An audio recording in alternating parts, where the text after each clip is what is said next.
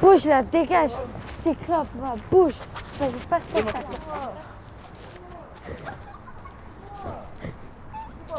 Détruire ou tout au moins affaiblir physiquement ou psychologiquement une personne par des actes ou des propos répétés, voilà la définition du harcèlement.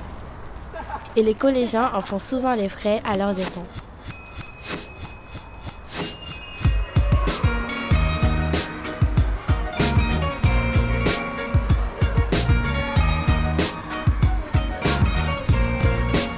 Au collège, un élève sur 10 est victime de harcèlement, selon le chiffre du ministre de l'Éducation nationale.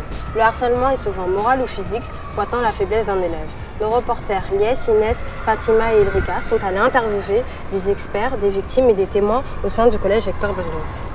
Au début, c'était une seule personne qui m'insultait, qui me tirait les cheveux, etc. Ensuite, elle a demandé à toute la classe de le faire et ils l'ont fait. Et qu'est-ce que tu as ressenti au moment du harcèlement? J'étais triste, je voulais mourir. Pourquoi? Parce que c'était une vie qui me convenait pas. Pourquoi? Parce que c'est nul de se faire frapper tous les jours quand on va à l'école. Est-ce que tu as encore des séquelles? Oui. Je suis énormément complexée. Si on cherchait les raisons pour lesquelles quelqu'un se fait harceler, il peut y avoir plusieurs choses. Il peut y avoir une sorte de faiblesse de celui qui sert de cible. Et puis, je pense qu'il y a aussi une faiblesse, mais organisée, de ceux qui sont ses persécuteurs. J'essaye d'expliquer la chose. Si on est faible soi-même, on sait que l'union fait la force. Et du coup, en regroupant le groupe des persécuteurs, on essaye d'échapper aussi à se faire persécuter soi-même, à servir de cible. Parce que c'est quelque chose qui est insidieux. Le harcèlement pour la victime, c'est pas seulement le harcèlement au moment où elle est face à ses persécuteurs. C'est en permanence. Il se couche avec ça.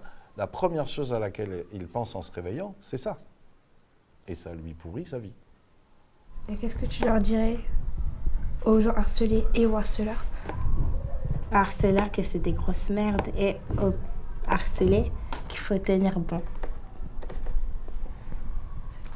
Même si se suicider, c'est la meilleure des solutions des fois. Pourquoi ça serait la meilleure? Pour être libéré. Le harcèlement, il ne s'effectue pas devant des adultes. Il s'effectue en cachette, en tout cas à l'abri des regards. Donc c'est par des croisements d'informations, entre adultes justement, d'adultes qui ont aperçu quelque chose qui leur semble pas normal, et puis qui a été croisé avec d'autres informations, et puis peut-être des parents qui se mettent à prévenir aussi. Et comment se sont-ils rendus compte que tu te faisais harceler? Un jour, ça allait trop loin, donc j'ai tout rapporté. Et quelles ont été les sanctions pour les harceleurs? Rien du tout. Ils n'ont pas été sanctionnés. Pourquoi? Parce que je sais pas, ils n'étaient pas compétents. Les adultes, là, non.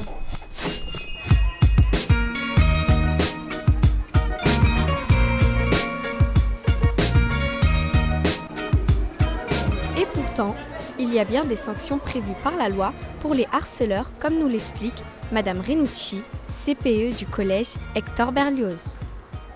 Alors sur les sanctions, après il y a différents degrés, hein, il y a plusieurs types de sanctions. Ça peut passer, ça peut commencer à une exclusion temporaire et pour des cas lourds, on peut aller jusqu'à un conseil de discipline. Après, il peut y avoir aussi des dépôts de plainte faits par la victime, donc là au commissariat. Après, c'est très important d'en parler parce que ça aide aussi les auteurs à grandir et à réfléchir sur leurs actes. Après, il ne faut pas oublier que il y a certaines personnes qui harcèlent et qui ont elles-mêmes été victimes. Avant, j'aimais pas la violence et comme j'ai vu, on se moquait trop de moi, on m'insultait tous les jours et tout, alors que je leur faisais rien vu que je les connaissais pas auparavant.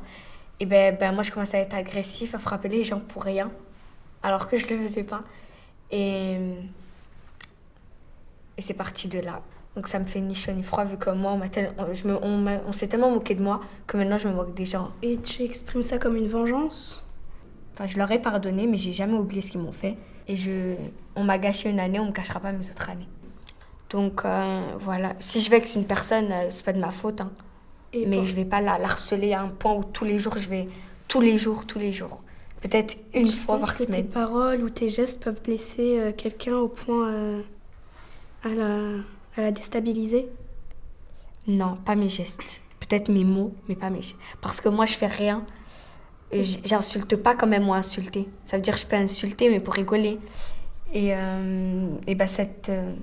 cette expérience, si je peux la dire comme ça, ça m'a fait grandir parce que je sais ce que je dois faire, ce que je dois pas faire, mais je vais pas me gêner pour dire quelque chose, hein, parce qu'on s'est pas gêné à me le dire. Dans une vie d'adolescent, on est confronté très souvent à des situations et c'est important de pouvoir d'apprendre à réagir face à ces situations qui sont des situations parfois qui peuvent vous mener à faire des grosses bêtises.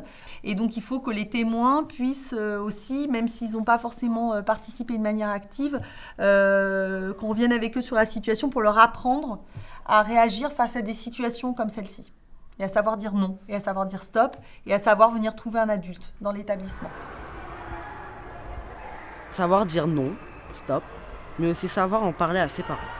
C'est ce que nous confie Mamou, une jeune élève qui a été victime de harcèlement physique et moral en 6e. Mes amis m'ont soutenue, elles m'ont toujours dit d'aller parler à CPE, mais c'est surtout ma mère qui m'a soutenue parce que c'est grâce à elle que maintenant je suis aussi forte, que je fais face à mes problèmes. Et voilà. D'accord. J'ai aussi pu faire face en allant porter plainte à la police. Que dirais-tu à des personnes anciennement harcelées? D'abord, je leur dirais de toujours en parler à un adulte ou bien à des amis. Les amis, franchement, ça apporte vraiment de conseils. Les amis sont toujours là pour nous. Mais il faut toujours en parler à ses parents aussi, parce que les parents, c'est nos parents, c'est ceux qui nous ont mis au monde, c'est ceux qui vont nous aider dans la vie. Donc c'est eux qui pourront nous aider aussi dans ce que ce soit art scolaire ou bien violence, tout. C'est eux qui peuvent nous aider. Si vous aviez un message à faire passer, que diriez-vous aux harceleurs? Que ce sont des voleurs de vie. Ils volent la vie de quelqu'un. Ils ne lui permettent pas de vivre normalement. Et le vol, finalement, si on regarde bien, c'est ce qu'il y a de pire. Voler quelque chose à quelqu'un, finalement, c'est ce qu'il y a de pire.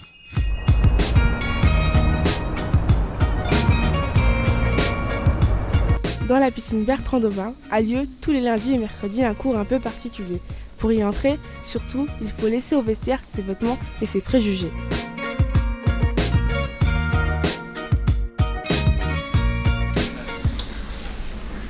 Très peu de personnes avec un handicap s'inscrivent à des clubs de sport. Le handisport est un moyen pour eux de se sentir bien et léger pendant 2 heures, d'être comme tout le monde et d'oublier leur handicap. Nos reporters Ilrika, Youssef, Arfan et Mamou sont allés se plonger dans un cours de piscine sur le handisport à Bertrand Daubin.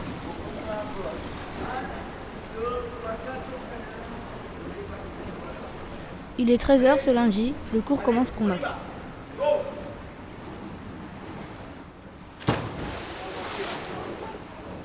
Bien, ça fait vraiment du bien, hein, ça nous permet de se détendre, de faire libérer tous les stress du quotidien et ça nous aide beaucoup.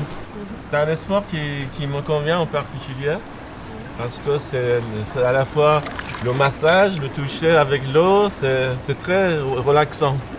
C'est la première fois que vous plongez? Aussi, je suis en train d'apprendre, ouais. J'apprends à nager un petit peu, mais j'adore l'eau moi. Donc, j'ai pas de phobie de l'eau. Christophe non plus n'a pas la phobie de l'eau. Lui qui perd l'équilibre sur terre retrouve son agilité en nageant. Alors j'ai choisi la natation parce que c'est un sport qui est adapté à tous les styles de handicap. Je le ressens par exemple pendant que c'est les vacances scolaires, le club s'arrête. Le club s'arrête et je le ressens dans ma démarche. J'ai besoin d'activités sportives pour être plus stable, pour mieux marcher. Voilà, tout ça. Ça donne confiance. On se rend compte qu'on est capable de faire des efforts. Le sport, ça permet aussi de se dépasser, de voir jusqu'où on peut aller. Donc ça fait du bien dans la tête parce qu'on prend confiance en soi. Et puis ça aide dans la vie quotidienne, la vie de tous les jours.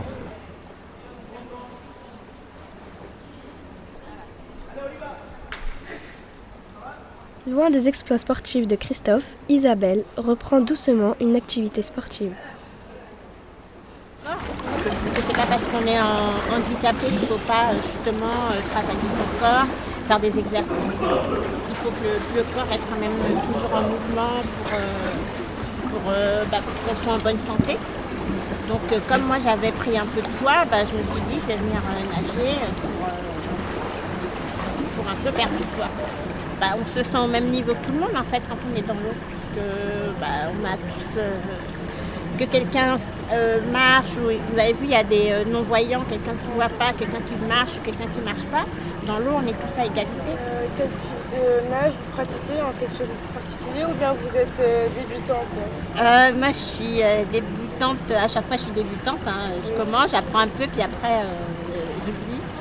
Mais en fait en fonction de son handicap, on adapte la nage à ce qu'on peut faire. Parce que moi, j'ai pas beaucoup d'amplitude avec mon bras, je vais pas faire des trucs que je peux pas. Donc en fait, je compense avec mes jambes parce que je peux avec mes jambes. Non, excuse-moi, comment tu rentres chez toi, Isabelle? J'habite à côté, je rentre à pied. À pied? D'accord, ok. À tout à l'heure, on se retrouve au vestiaire? D'accord. Atteinte de la polio à 2 ans, Andréza en a gardé une jambe inerte. La natation est alors le seul sport qui lui reste pour faire bouger sa jambe malade. Elle affirme même avoir grandi de 1 cm. Vous êtes dans une coquille où tout semble facile. Enfin, oui, bon, à condition de respirer, bien sûr. Mais une fois qu'on a acquis certaines choses, être dans l'eau, c'est super, quoi. Ça n'a pas de mots, quoi. C'est comme si la moitié du handicap était partie, quoi. Les jambes sont beaucoup plus... Je me sens beaucoup plus légère.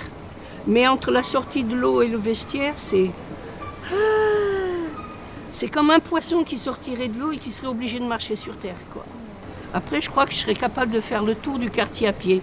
Il ne faut pas le dire parce qu'on m'obligerait à le faire. Il ne faut pas le dire. Même si des fois on a l'impression que c'est dur parce que l'entraînement avec Eduardo est au début assez costaud, c'est fou quoi ce qu'il arrive à nous faire faire. Il nous pousse à fond, il nous pousse vraiment dans nos retranchements comme on dit, mais je crois que c'est pour notre bien. Depuis 1998, il a vu défiler les handicaps avec toujours le souci d'adapter au mieux ses conseils pour la personne handicapée. Allez, tu la mets. Tu gardes les souris, tu regardes les plafonds et tu bouilles les jambes. Laurence, à droite. Mais tu vas où? Non, tu ne la fais passer pour toutes les lignes, tu la mets tout droit.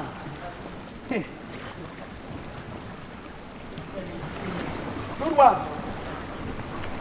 Eh bien, regarde les plafonds, tranquille, Isabelle. Et comment vous vous adaptez en fonction de chaque élève?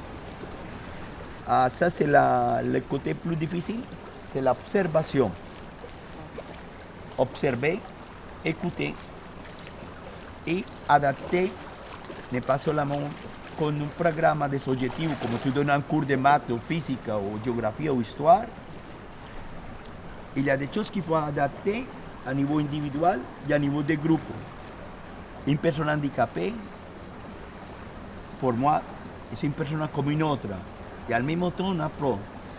Je suis handicapé par rapport à la langue française, par exemple. Qu'est-ce que vous diriez aux gens qui sont handicapés et qui ont envie de faire du sport?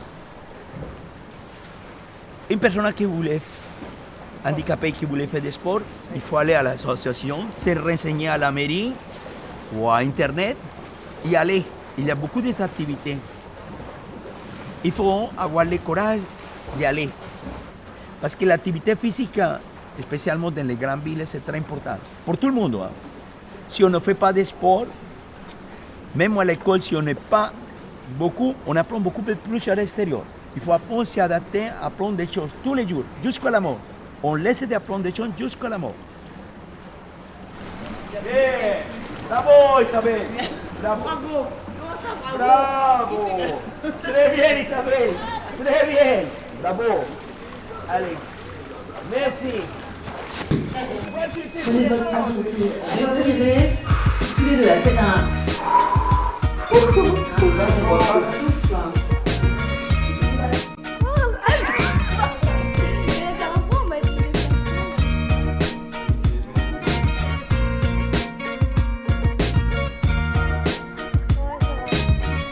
C'est beau, c'est pas beau.